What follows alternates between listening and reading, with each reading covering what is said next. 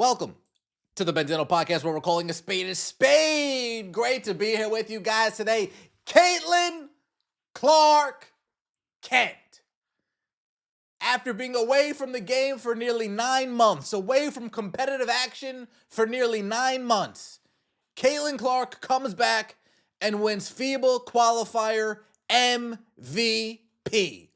While all the other players are staying fresh, staying in the groove, going down to Unrivaled, playing 3v3 gimmick basketball, Caitlin Clark's recovering.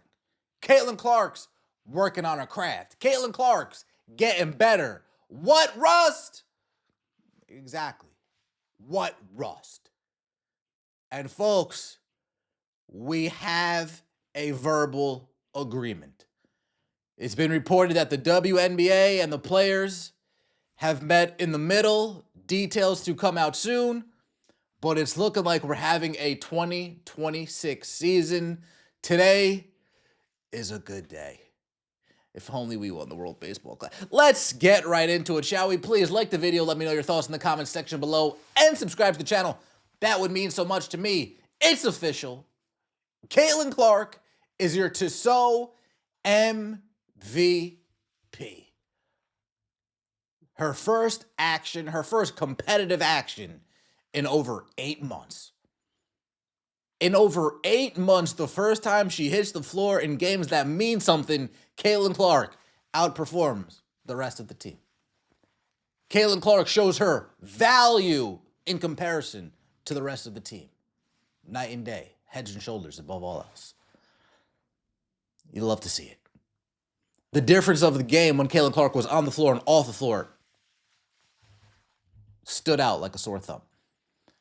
Night and day.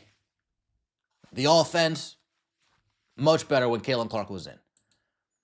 Caitlin Clark is the MVP of the FIBA Women's World Cup qualifying tournament in San Juan, averaging 11.6 points per game and 6.4 assists per game. This is her second FIBA MVP award at only 24 years old.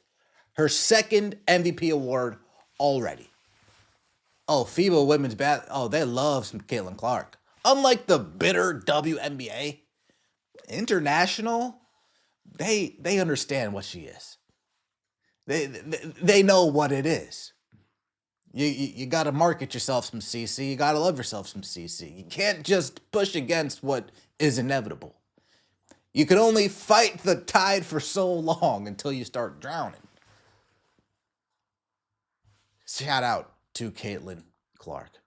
How did Caitlin Clark do in the FIBA qualifiers? Well, let's take a look. Number 1 in points, number 1 in assists, number 1 in true shooting percentage, number 1 in plus minus, number 1 in 2-point field goal percentage. Number 1 in 2-point field goal percentage. Well, you got bigs like Angel Reese, you got bigs like Monique Billings, you got bigs like Kiki Iriafin, you got bigs like Dearica Hamby. A guard, who everybody says has no mid-range game. A guard, a measly old guard, who people say can't shoot the mid-range. Leads in 2-point field goal percentage. A guard who people say can't get by her defender and get to the rack. Leads the team in field goal percentage. Oh, how interesting. A little bit of an oxymoron if you ask me. She led the team USA in points and assists on a scorching 52.9 from the field, 40% from 3, and 85.7% shooting splits. I'm telling you right now, they reached a deal, verbal agreement. This 2026 season can get very dark for the rest of the league. Could get very dark for the rest of the league. Amber Cox and Kelly Crosswell have got to put an actual team around her, a team that will play to her play style. Got to do that.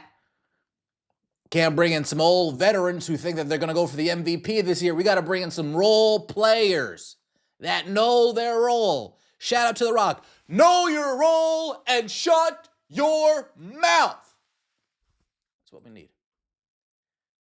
Spent all that money and time on bots. Angel Reese and Paige Becker's fans are in tears. Oh, not only are they in tears, but the dorks over there on Threads, yeah, the slows over there on, they're throwing a fit.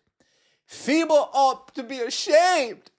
I get that they want her for the World Cup for ratings, but Sue and Kara were going to put her on the team. They didn't have to do that. Cry me a river, cry me, cry me. I see FIBA has an agenda played in Ryan's face for someone who never even won player of the game once. Scored most of her points in junk minutes of the game size. Did Caitlin Clark hurt your feelings? Caitlin Clark hurts these people's feelings. Y'all, it gets to a point. I know we want to support women's basketball, but I feel like it's time to boycott. Oh no, the Slows are gonna boycott the WNBA, all 46,000 of you. The WNBA is so blatantly racist, I cannot support that organization. These are people we live with. Holy shit, we have Unrivaled. Yeah, take your bum ass to Unrivaled, please. Please, dork. So you, it's feeling very plantationist, dork. Golly, these people need help, mental help. If she ever lives up to the hype, I'd be happy, but the hype and talent do not match. That's what irks me, dork. These people are nerds, man. These people. Shout out to Alexis Filippo. We have a deal. This deal is going to be transformational. It's going to build and help create a system where everybody is getting exactly what they deserve and more. Just excited that we can tell our fans that we're going to be back. WNBA and Players Union reach verbal agreement on new CBA terms. Keep those people on threads away from me. After a prolonged labor battle, the WNBA and WNBA Players Association reached a verbal agreement on the terms of a new collective bargaining agreement early Wednesday, just 51 days before the league's 30th season is set to tip off. Quote, the progress made in these discussions marks a transformative step forward for players in the league, and it's underscoring shared commitment to continued growth of the game. Quote, it's been a process, but we're very proud to be leading in women's sports, and these players are amazing, and we're going to have an amazing 30th season tipping off in May. Tipping off in May. It's going to be on time. Okay.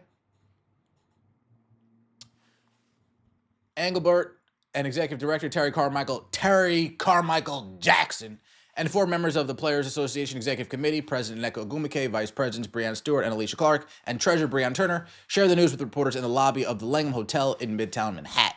Quote, I think this can be summed up in 2 words. Player empowerment. Players coming to the table and standing on business and being reminded of the collective voice and of what it means to be in a union and the power of this union, Jackson said.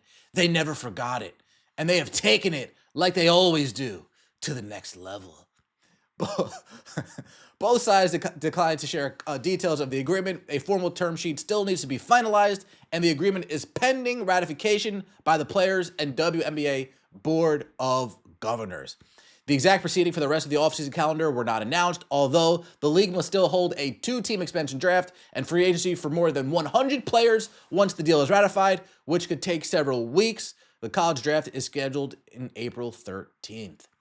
This will be the 6th CBA deal in league history. Nneka Ogwumike goes on to say, we're just really grateful to be able to come to a deal. We're proud of ourselves, and quite frankly, we always told you all we were going to stand on, business, and that's what this looks like.